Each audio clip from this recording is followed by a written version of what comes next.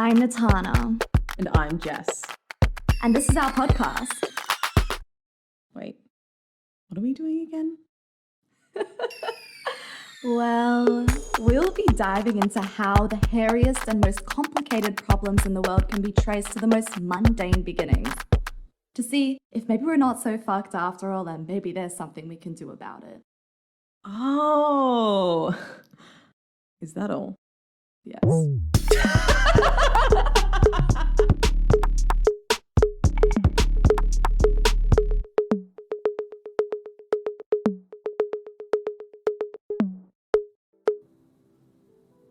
Consent. The wishy-washy. As in you don't approve it. You don't approve of consent. That's fake news.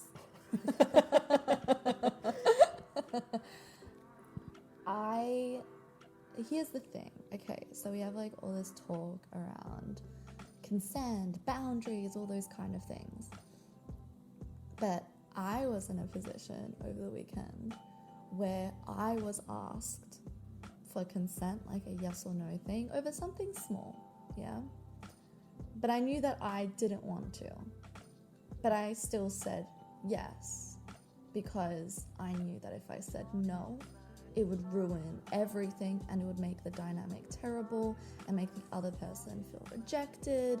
And there wasn't an easy out. So because of that, there was so much more gravity on this yes. Well, on the no. There was so much more baggage attached to the no. And then on top of that, it made the yes by comparison seem so much more weightless. So instinctively, in the moment, it's like a split-second decision. I was like, yes, because I felt like it was the only option I had.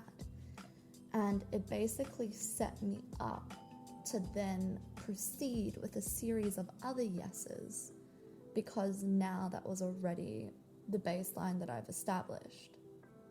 It's like this psychological idea of storyboard continuity, where it's like, well, I showed I'm okay with this. It wouldn't make sense if suddenly I say no to this. It got me thinking about how even the people that support consent the most and advocate for consent the most, the way that we go about it is actually fundamentally flawed.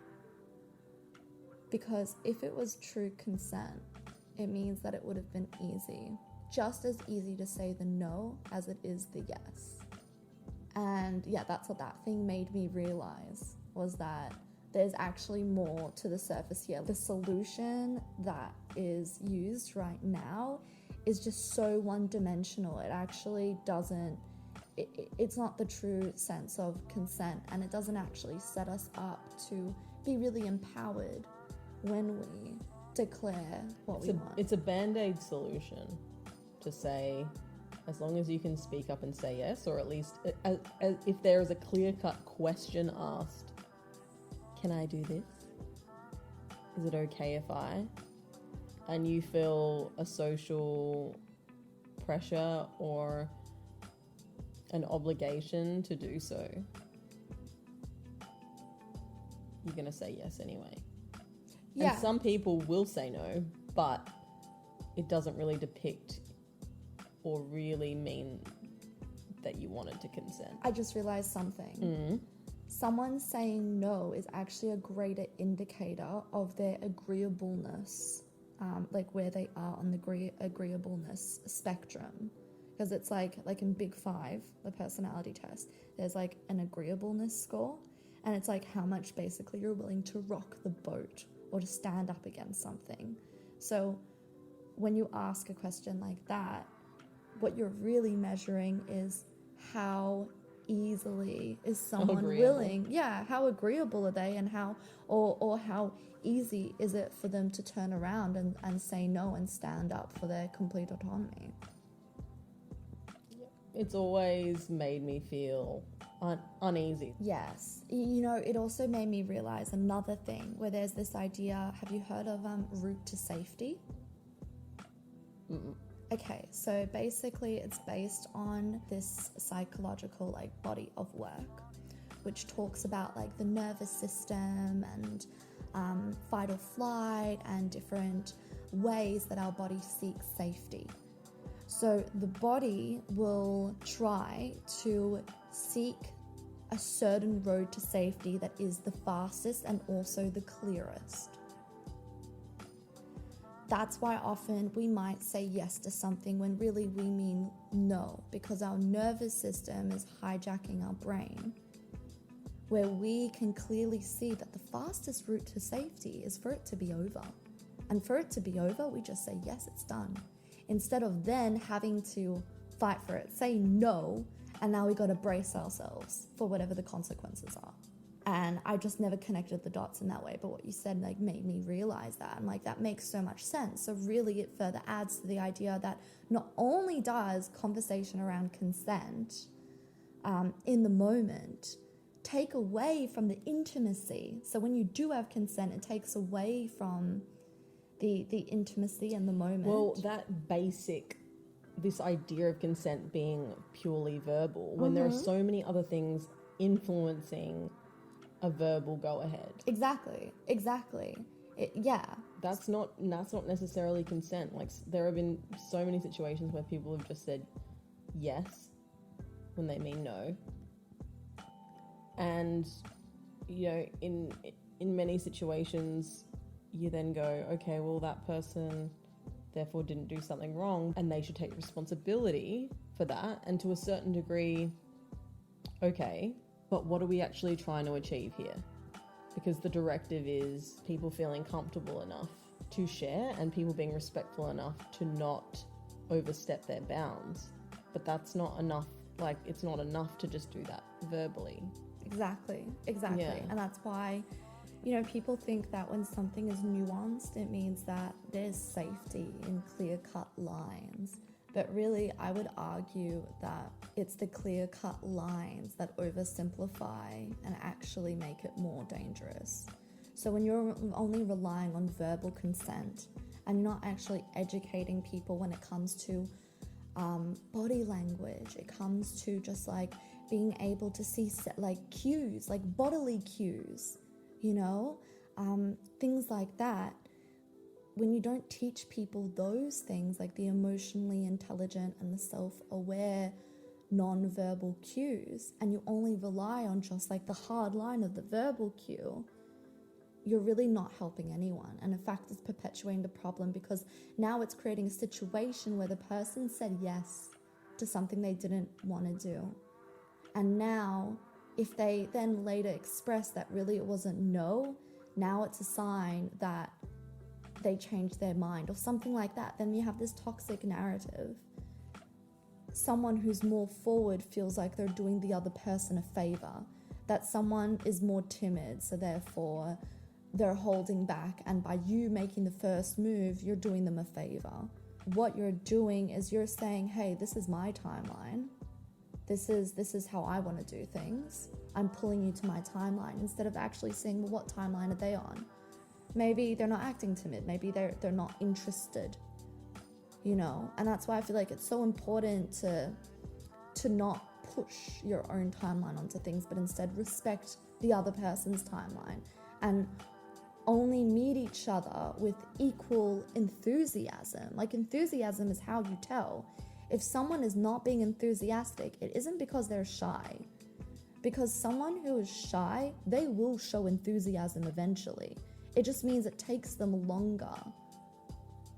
And it comes once again back to the whole, everyone has their own timeline of things. And I think that the idea around this needs to be broken down and needs to be understood, that the way that anything should be done, the way that any decision I feel like should be made, is it should be a very enthusiastic yes from both sides.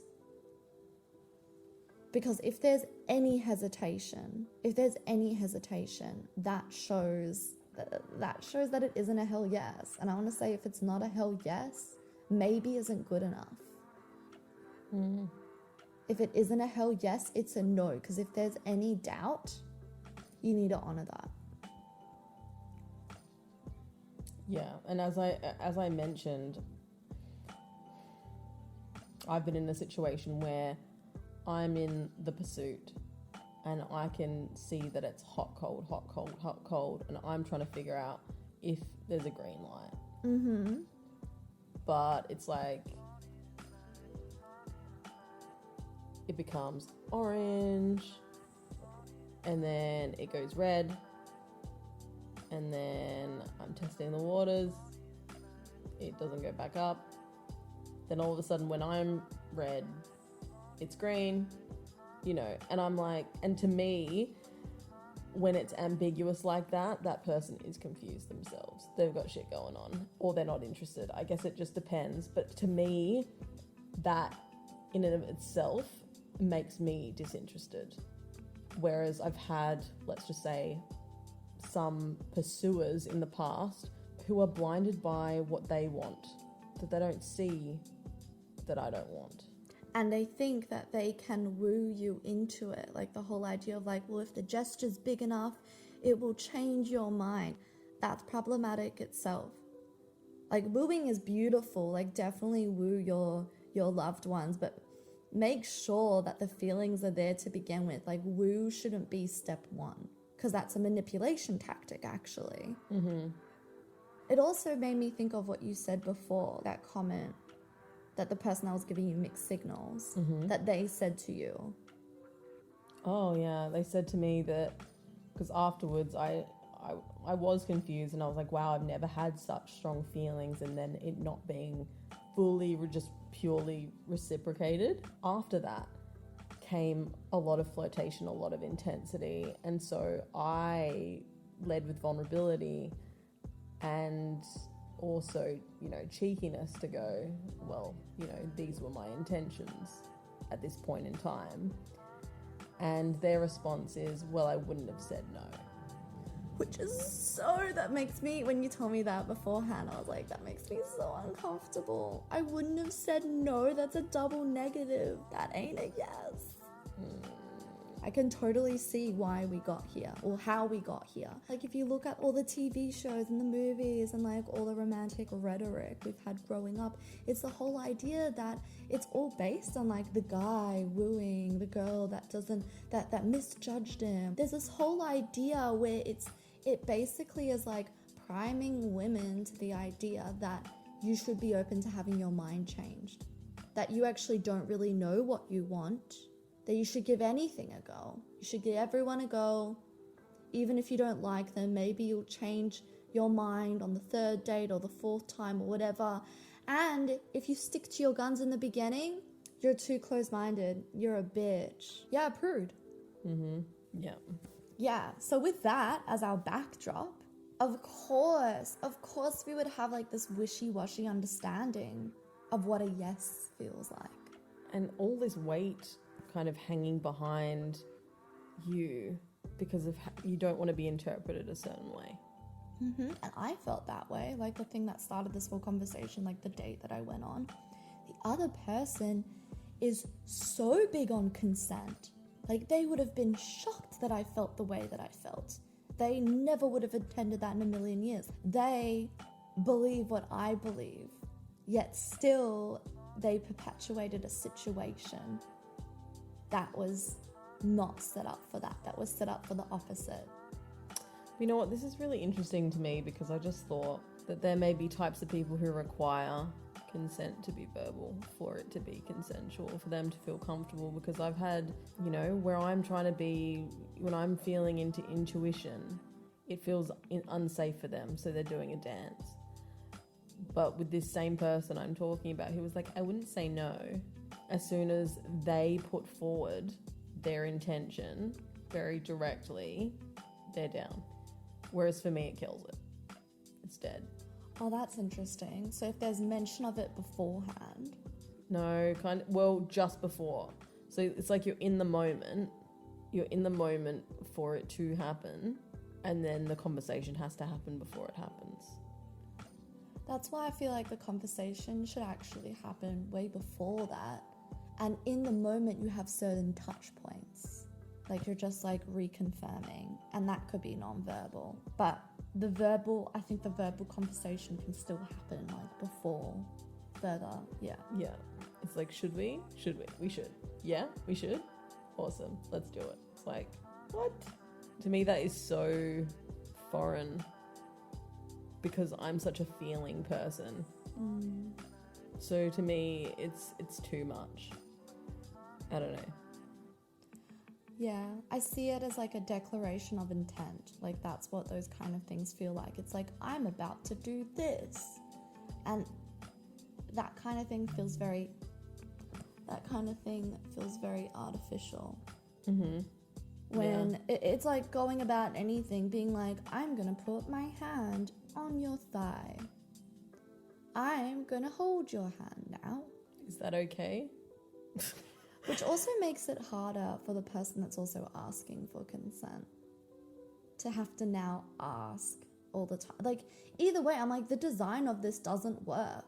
The design, either way, on the giver's end and the receiver's end, both just don't work. It should be more attentive. Like, you touch their hand and see what they do back. If they're just letting you do it and they're not moving, that's a freeze response. Even something as subtle as that. But if then they put their other hand like somewhere else, like on top of your hand, that's showing reciprocation. And I think that's what we should be looking for. Yeah, we should be relearning body language cues. And then... And of course they're different for everyone, but you're meant to learn someone's. Like if you really, learn and that's why we should someone's body take things cues. slow. Yeah. Unless obviously in certain circumstances you're both meeting each other at a fast pace. If you both get, because it's that's the point. reciprocal. Yeah, exactly. It's not that there's this set pace and this is the right pace, but rather you both should match each other's pace. Yeah, it's like what you want is not more important than what the other person wants. Mm-hmm. And by leading doesn't mean you're doing them a favor. You're not doing something that they can't do themselves. They just don't want it. Like that should be the assumption. Not that the other person is disempowered and that you need to lead them, or that they expect you to lead, which obviously happens very typically in a male-female dynamic. Yeah. But it can happen in any dynamic. If one person just tends to be a louder personality than the other. Mm-hmm. More assertive. Yeah. More assertive, yeah. Yep. They're used to playing that role. Actually, I can give you a really good example from a different day. Go for it. So, on the first day, I was trying to work out, like I was reading the signs to see what was okay and what wasn't okay, like touch-wise. Yeah. Mm-hmm. And it wasn't until we were planning our second date, this is like over text, yeah. And just outright, she came out and she's just like, I was hoping we could make out, which is cheeky and also just setting out what you want. Yeah. And that was my chance to, very easy, it's not in the moment, there's nothing riding on this. I could have been like, yeah, come to mine. Or I could have been like, oh, nah, let's go to I don't know, a cafe. Let's meet up there. My answer of where I choose for us to meet up next is the thing that tells her what I want. But what it meant was that when we went on our second date, like reading the cues, almost like the little follow-up, reading the cues, seeing how we are with each other and how what are the small responses to the small interactions, then she just full on turned around and kissed me, which was completely reciprocal because I was showing all those signs throughout and we very clearly verbally said it. Yeah. Before, which I actually really liked, and for me it kind of added to it that we spoke about our intentions, but it was more in a playful way beforehand. Exactly, which in the situation I was telling you was what I was trying to do, and then it was met with a wet fish response, right? And so when you make it cheeky, when you make it flirty, when you kind of drop it, it gives that, it's a little bit of vulnerability because you don't know yet whether it's reciprocal because neither of you have made moves. But that gives you a much greater freedom to either withdraw or double down. And obviously it was very clear from that moment that you both were keen. Keen, yeah. So I mean, ironically, that is a verbal go ahead, but it's not like, I consent. You know, it's not that Wasn't direct like- dialogue. Yeah, it wasn't in It's the not moment. putting you on the spot. Yeah, one, not putting me on the spot, and two, not saying like, can I kiss you? Which they're hearing for the first time that was what happened, but I'm pretty sure we insinuated that the consent was about a kiss. Oh, in the beginning. Oh, the first example. Yeah. Yeah, I guess we have. Yeah, well, the first example. Yeah, those. Yeah, for you guys, our listeners. The first example that I gave was about asking for a kiss Mm-hmm. in the middle of a bar. Yeah. I think the idea of consent needs to expand. You need to understand like someone's bodily response. I think this further goes into like should we go there? But this idea around, especially, may I say, also in heterosexual kind of dynamics, where for some people the sex is very much about porn. It's about using lube. It's about using all these devices to basically penetrate. Rather than actually like learning someone's body, warming them up, What doing all turns this them sort of- on? It's just it just boggles my mind that someone's been so preconditioned to go like, well, this is what you do, this is what is fun. And this is what they want. It's just like it's literally an act. And it's like your body is not giving consent, your body. Yeah, your body tells. Yeah, and you're trying to override that. It's fascinating to me. It's so interesting. I actually was in a situation where we were like making out and all that, and it's really hot, and then he's like, let's go to my room. And I'm just thinking to myself, oh, I don't know how I feel yet. I don't know, we just started making out. I'm not sure. I don't know if I want, you know, thinking to myself, oh, okay, we could make out in the bed kind of thing. Anyway, clothes come off, all that kind of stuff. My body is saying no. It's just saying no. I am like the Sahara Desert. It's a no. Instantly, the guy was like, oh, do you need some lube? And I was like, no, my body doesn't need that. He's like, do you usually struggle? Or usually like really dry?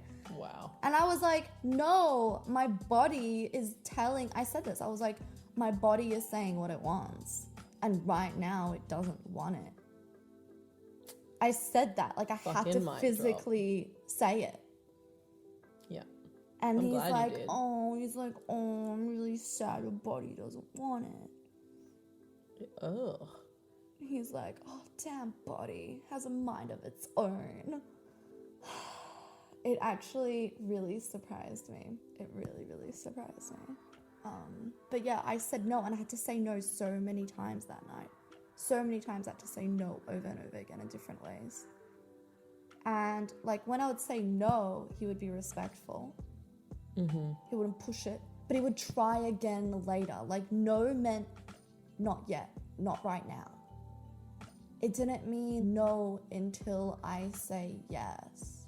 I just can't relate to that feeling. I've always known men to be that way, but when I'm the pursuer, when I'm the pursuer in a male or female dynamic, if it's the slightest no, and I mean not even a verbal no, I'm just... It just doesn't do it. Like you're not even turned on I'm just anymore. not interested. Yeah. Yeah. It kind of reminds me. Boggles me. It reminds me of that Netflix and chill situation where I got invited. I got invited to this gorgeous woman's place. She's like, come over for dinner and a movie, and I was like, oh, dinner and a movie at yours. Okay. I hear you. I'm here for it. And we're just like chatting on the couch and all that. Every time I make any tiny move, trying to touch her, hold her hand, anything, I got no reciprocation. So I stopped. Like I didn't. And then I very much felt like the pursuer in that situation. So I was like, okay, well, she's not there. I just won't. But then she would give me like other cues of, oh, stay for another movie. Oh, do you want to sleep over tonight? But it wasn't being matched. These like verbal suggestions weren't being matched with the physical cues, which was showing any kind of physical contact at all, like anything. And it got to the point where I'm like, her words are saying one thing, like she's saying, oh, just stay over. And I'm thinking to myself, something, like, I'm not feeling it. Like, this doesn't feel good to me. Like, it doesn't feel like a full-bodied yes from her. And also I was thinking to myself, like, I don't know if she's just being polite. You know, I don't know if she doesn't feel comfortable enough to really say how she feels. But I made the judgment call and I like left. And then I also, after that, I just was like, well, I'm not going to force anything. I'm not going to pursue something where the other person doesn't feel the emotional safety to fully communicate how they feel towards me. That in itself is an indicator of flow. It's an indicator of how compatible we are, is the emotional safety. Yeah, exactly. It is an indicator, and it's you know, her being in a lack of integrity in that moment. And in my experience, it's this compromise or this battle between this is a need I want to meet right now versus a deeper thing I need to face. So they're battling with each other, and they have nothing to do with you. Yeah, exactly. And it kind of goes to the point that, like you also mentioned before we decided to record, was about what you were saying about rejection, what we need to learn about rejection. Yeah, it's, what the hell was I saying? Not being... That rejection needs to be seen as something that's not personal. The idea that if we're rejected by one person, it means we're rejected by all. Yeah. That's what you said. I'm like, No, I'm it's just like... paraphrasing you. Yeah, we've been taught to internalize this egoistic idea that, yeah, if we're not for everyone, that we're for no one. And yeah. Rejection sensitivity. Yeah, and it's obviously ludicrous, because why would you be for everyone? How cruel that everyone would just be interested in you, then leave the rest of us with the scraps. Like, it's a fantasy, and it's an egoistic idea around being the best, around being desirable, and it being a zero-sum game.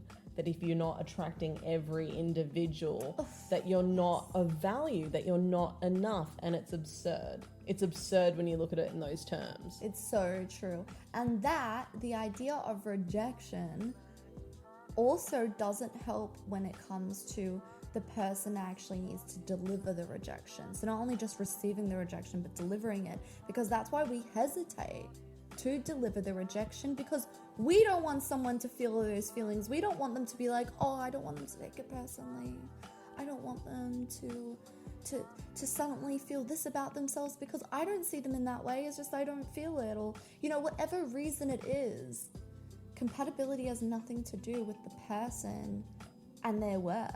Because of that rejection sensitivity you're talking about, it makes it harder to reject, because we feel like, as the messenger, we're actually delivering really terrible news. So therefore we feel like it's kind of on us to soften the rejection, which ends up undermining our ability to speak honestly and to really do the other person justice. I think, you know, you talked about a rejection message, and we've crafted a lot of rejection messages, and this is the thing. This is the realization when you date a lot of cool people and you go, you're awesome, this was fun, and you're not for me. You just happen not to be for me. It doesn't undermine how fucking cool I think you are. Exactly. And to be able to communicate that, the responses are really great. They're always so beautiful. Thankful, you know, appreciative. Most breakups end in, or, you know, rejections end in, you know, either ghosting or... I feel like that's why ghosting happens, because people don't know how to. They don't know how to. And they don't want to. And that's the easier way. When really, like, these rejection messages that the formula that kind of we've been using, that we came up with because it came out of necessity, because we didn't want to ghost and we wanted to compassionately end things without it being a chip on anyone's shoulder, really doing them honor. Well, from our experiences, the way that they've been received, like in the wild, we've basically used them, since 2019. Yep. We've been using them, and it's just been nothing but beautiful responses. Like, it's just another human acknowledging another human.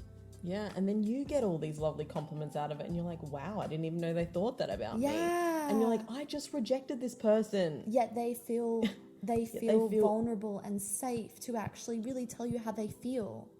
I've had that. Yeah. I mean, maybe even we reframe it, because it's like you're not rejecting them, you're freeing them. You're saying someone else will appreciate you more. Like, you're fucking awesome, but I can't appreciate all of you. Yeah. Not in that way. And I think we project into the future, and we know what we want, and we can sense certain things early. And I think also, like, if, feelings aren't matched, if someone's going really deep and you're nowhere near there, and you can see that you're not getting there anytime soon, and what they want doesn't align with you, the empathetic thing is to say, I'm not there. Like, you are great in X, Y, and Z way, but I'm not there. And being really clear about it. People appreciate it. Yeah, because all you're saying is, hey, I can't match you where you're at. And that has nothing to do with me or you. It's just, you know what it is? It's like, I was explaining this earlier today, actually. My theory on relationship compatibility. I can't remember if I've told you this before or not. I don't think so. Okay, so think about it like this. Like, every person's like a water pipe. Yeah? So you have different pipes. You're like, where the fuck is this going? We're a bunch of tubes. We're tubular. Okay. Okay, so you know how with different pipes, depending on the size, it changes the water pressure? Like, if you have a really small, narrow pipe and then a really wide one, and also the material, like if the pipe's made out of metal versus if it's made out of something like silicone, like more floppy, it changes the water pressure. Yeah? So imagine that for each person. Each person has their own water pressure. They have their own flow, their own pace of how they do everything in life. Yeah? Relationships as well, but just like it extends to everything. Like you've seen it before, where someone really likes taking things slow and steady, and they're very measured, and they just take their time. And if you pair them with someone who's like, gotta get things going, like running out of time, hustle, like I feel like I'm dying if I'm not on an adventure doing something exciting, yeah, you can try and like bridge that for a little bit. You can try and like come up with ways to deal with it. But over time, it's not very sustainable, because what you're doing is you're forcing the person with the low water pressure to move faster. And then you're forcing the person with the fast water pressure to slow down. And that causes problems in the future, because you're undermining the structural integrity of each pipe. To take this further, compatibility isn't just about matching flow. Compatibility is actually about how well do you each unblock any kind of blockages that happen in the pipe. Because our aim in life as humans is to keep on going, live another day, exist another day. That's keep on going. Like, relationships help you to keep on going in life. Yeah. If you're flowing a certain way, but there's a blockage, like for whatever reason it might be, something terrible happens, there's a crisis, or maybe it's like a health struggle, or maybe it's something small like this niggling thing, or it's mental illness, whatever it is, it could be anything. That's a blockage. That's going to affect how the person usually flows in life. My theory is that the way that we can really measure compatibility between two people is in their ability to unblock each other, to know, how do I soothe the other person? What do they need? How can I get them back to their usual flow? According to, like, everyone has their unique way of how they can return to their normal baseline. For me, for me, like the way that I return to my baseline is very different to how like you might return to your baseline. Like everyone has their different methods. And I think that the strength of a relationship is so dependent on not only how your flows match, but how well you can help the other person return to their flow, and how good you are at troubleshooting and intuiting what they need and reading, kind of like coming back to body language, non-verbal cues, all those things that you know about them, and how to help return them to where they're at. So tying this all back together, it connects.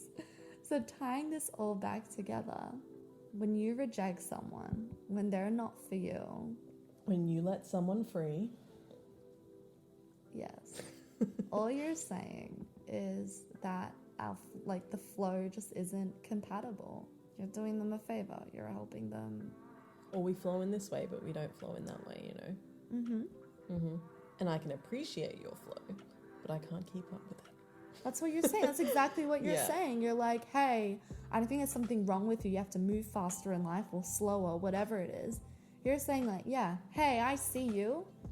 I don't want you to change at all. You shouldn't have to change. You are perfect just the way you are right now. And I'm not that person, because if I feel like you're too much or conversely not enough for me Yeah. with certain things in life that I value, then that's not a reflection on you as a person. Instead, it's a reflection of where your baseline is and how much it matches mine. Mine is not the measure, like the universal measure. Yeah. And it's funny because actually I was talking to my dad a few weeks back, and he was telling me about how he was going on this date and how he doesn't feel like she's really for her. That she's really for him. I'm like, wow. Well, this is one way to tell you that no. Like, he sounds insecure. So she's not really for him, but Yeah. he doesn't want to hurt her feelings, so he doesn't know how to reject her. So he finds it easier to let her fade out, to let her do that thing. And I've heard that so many times from other males that are empathetic, actually, that they don't even know how to handle this. So therefore they just end up sticking around or self-sabotaging up to a point until the woman in the relationship just can't take it anymore and she breaks it off. Like, they wait for the wheels to fall off the car, basically. Which is so much crueler. It really is, but for some reason they believe it's the more compassionate way. And it comes back to our understanding of rejection and to our understanding of consent and personal integrity and cues and all these things. It's interesting because I had my 11-year-old sister come to me a couple of times now because, you know, some boys have come to her and asked her out or told her that they like her, and her default was to ignore them or to just go along with it, go on a date just cause.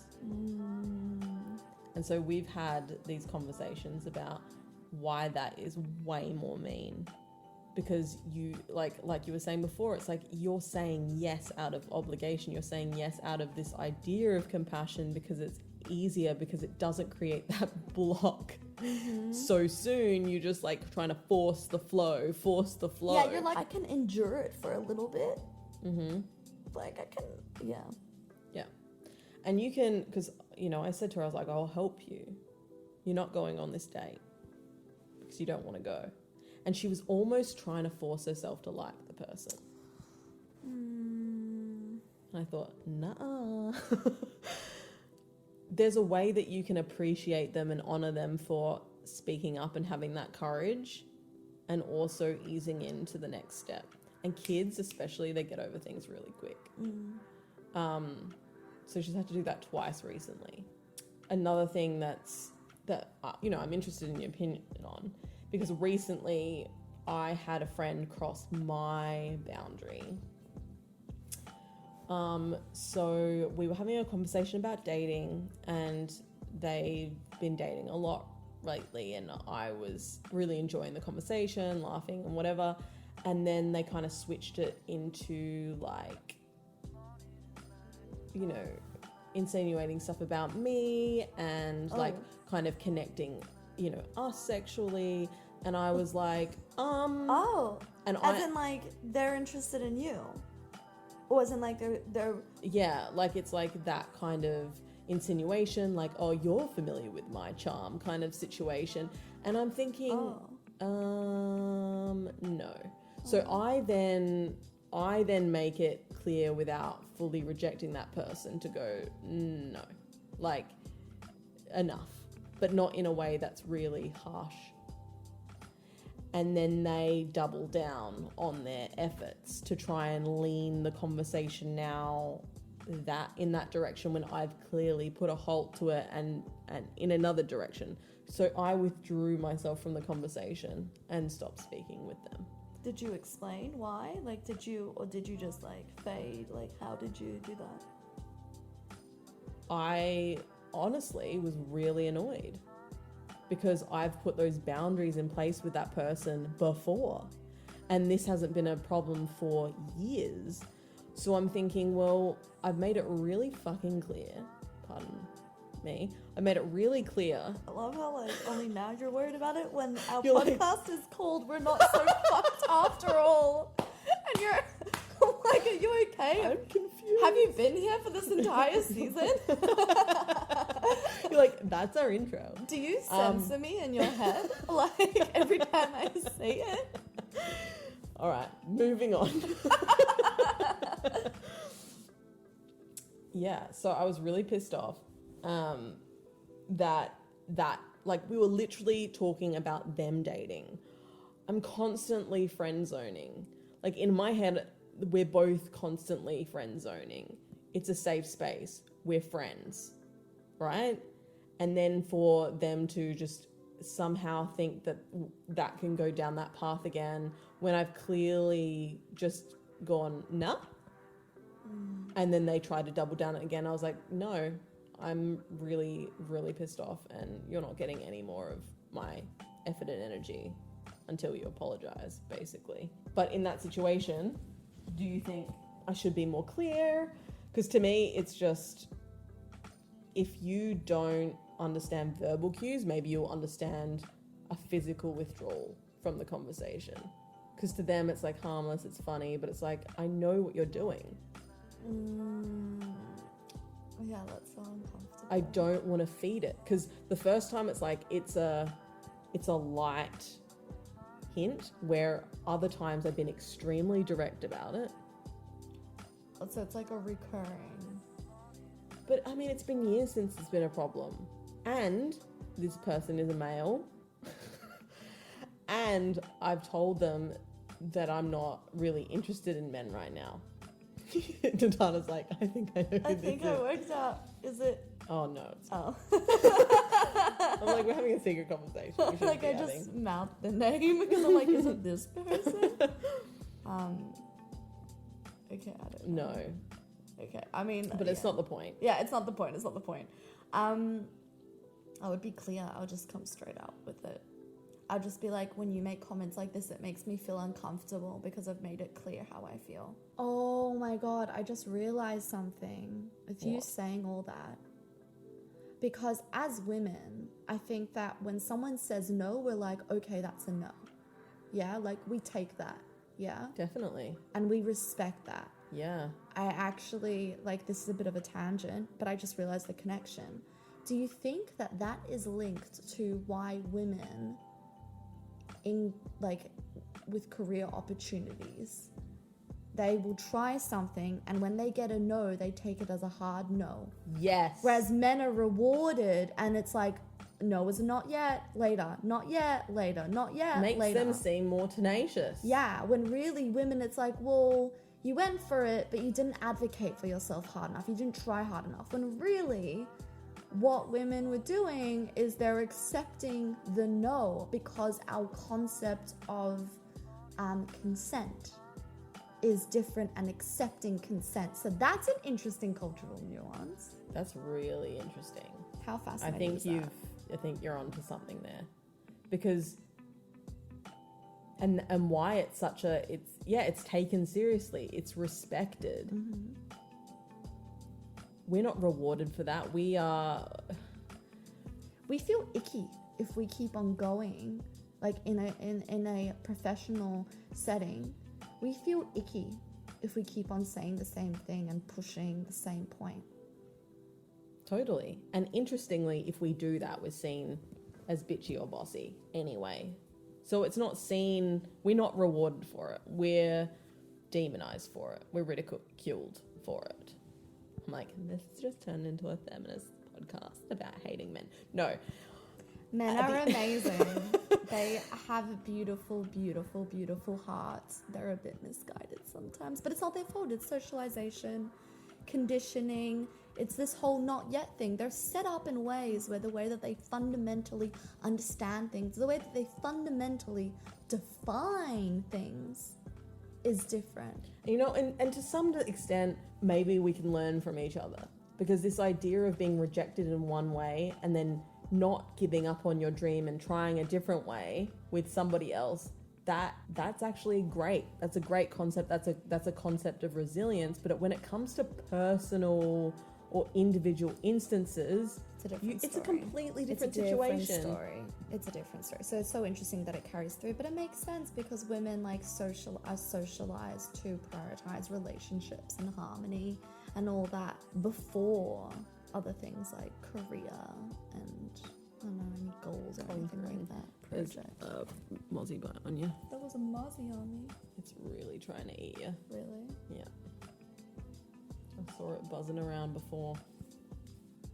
Didn't notice it. Usually they don't like my blood.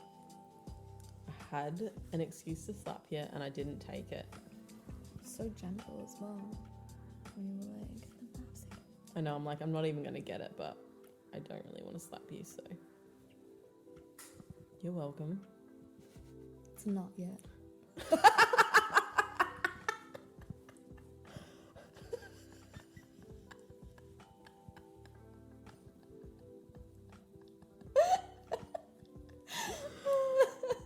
Wow. All right. This took a turn. Like, that was consent. You heard it. I have permission. Verbal consent. Oh my god. Oh my god. But yeah, how interesting is that? It's really interesting. And so I think in knowing that, you know, we can empathize with why men's disposition is that way. And maybe that's my lesson, to empathize with why his disposition is that way. However, as a feeling person, I do need to take space from that situation to see it with perspective and go, now I can respond appropriately. Caring for yourself first before you respond to others. Like what we mentioned in, I can't remember what number podcast it was, but when we were talking about like calling out micro aggressions and stuff like that, it's like it kind of goes back to that where it's like you take care of yourself first and then And then so yeah, it's good, that's good. Like you're like, no, I'm not talking to you for a little bit, and then because I explain it to you later. I would have, if I had responded in that moment, I would have been, honestly, I don't know what I would have said. I wouldn't have said anything nice. It would probably have been passive aggressive because I'm trying to withhold my anger.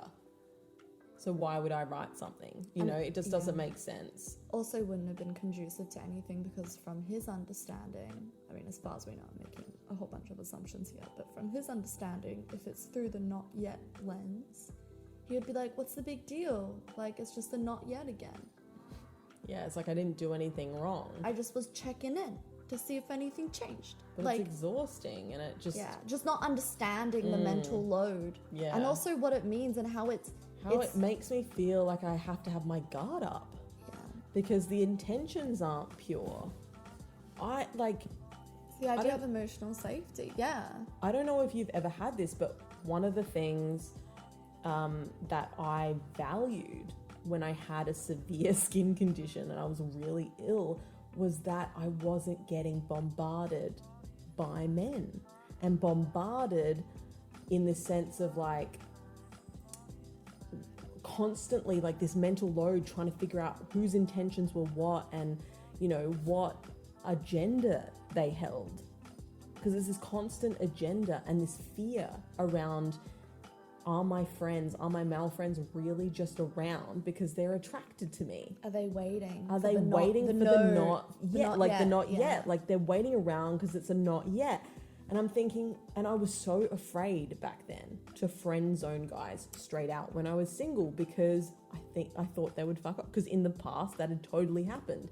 Anytime I'd say it really clear cut, they'd be like, oh no, like I'm happy to be friends. And then they disappear off the face of the earth, and you think, that's the only way that I hold my value, is in potential. Like in the potential that they're going to be able to act on what their impulse. And it's like, wow, it's demoralizing. And so I think that entire thing, it takes me back there. Like I'm not that person now. Like I had that time to really chill out and not have to deal with it and understand it. But now I think, them acting on that, it takes me back to that feeling of like, oh, like I can't trust you. Your intentions aren't pure. It's not about who I am, it's about what you can get. It's almost like you're hanging out with the chef because you're hoping that they might like Cook you a meal. Yeah, cook you up something that's not on the menu. And it's like, is it on the menu yet? And it's like, no. Is it on the menu now? No. Can we put it on the menu? What if we put it in the brunch menu, but it's not available during lunch or dinner? Can we just do it one time? What if it's like every Saturday? What if we season it differently? Like I'll bring the seasoning. It's just like, trying to sweeten the deal. Just, I don't know, like sometimes there's a convincing piece that tries to happen. Either way, I think the assumption should be that she can make up her mind herself. And if she changes her mind, why can't she make the move? Why can't she? Like how easy, like if guys knew, like if you are acting in a heterosexual way, it is so easy to figure out whether a guy likes you or not, or is interested in that way. Like it is so much more obvious than when with women.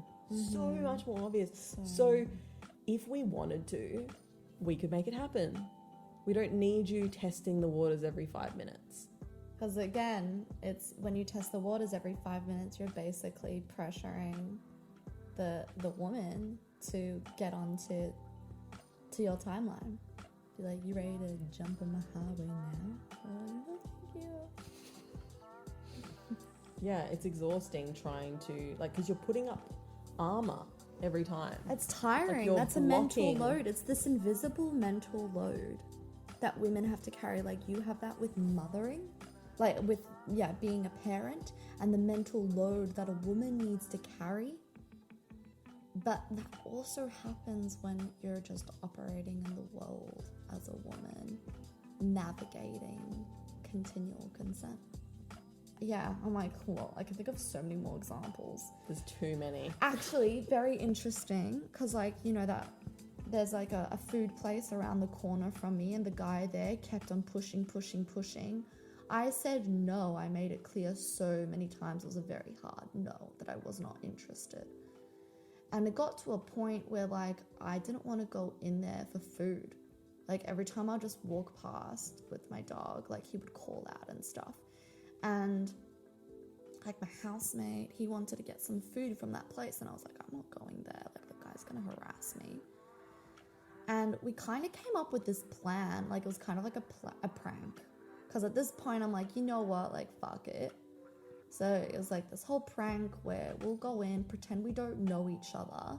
Like he'll go in first, chat to the guy who owns the food place.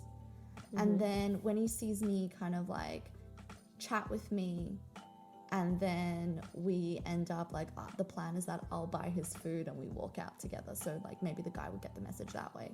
What ended up happening was ended up being so funny because my housemate was just way too smooth. And the other guy, like, his jaw dropped and he just was trying so hard. He was actually making up lies. And at one point, he like called my housemate over and he's like, "What are you trying to do? I'm trying to fuck her. Get out of the Like, way. what are you doing?" Yeah.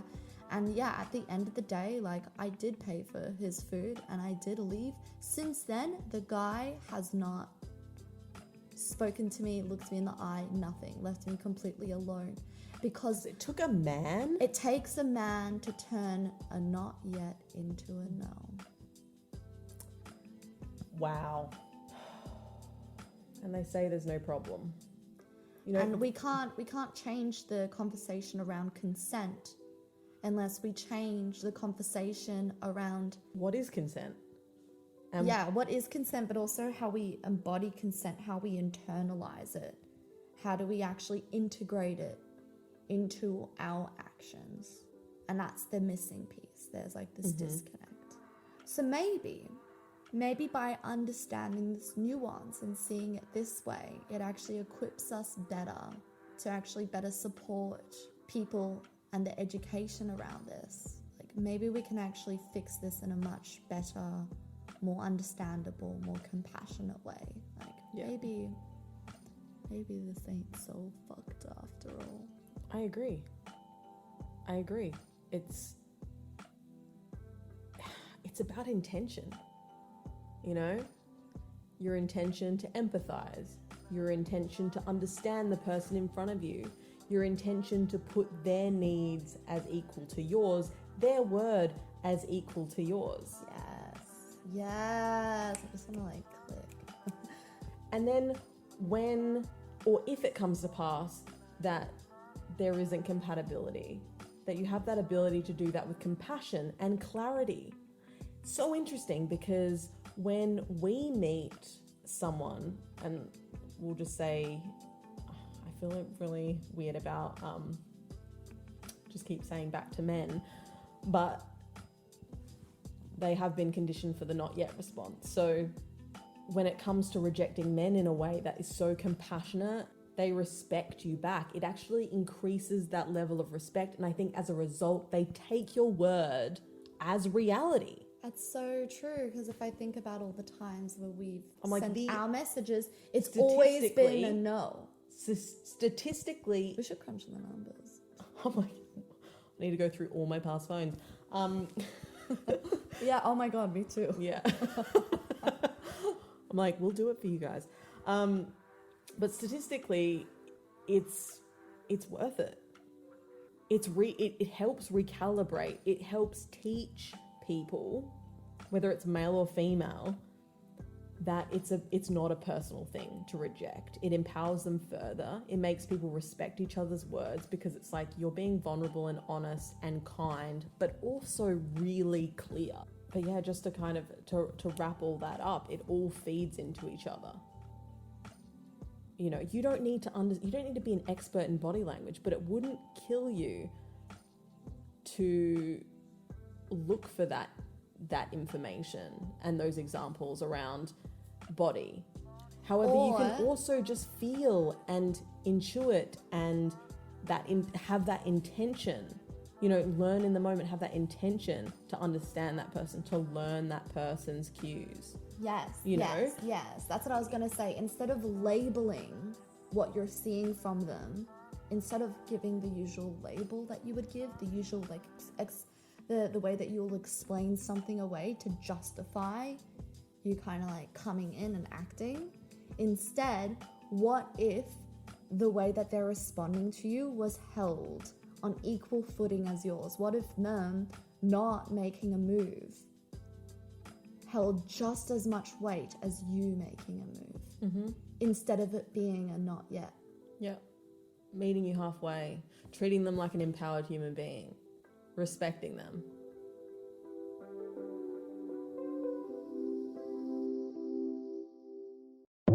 Hold up.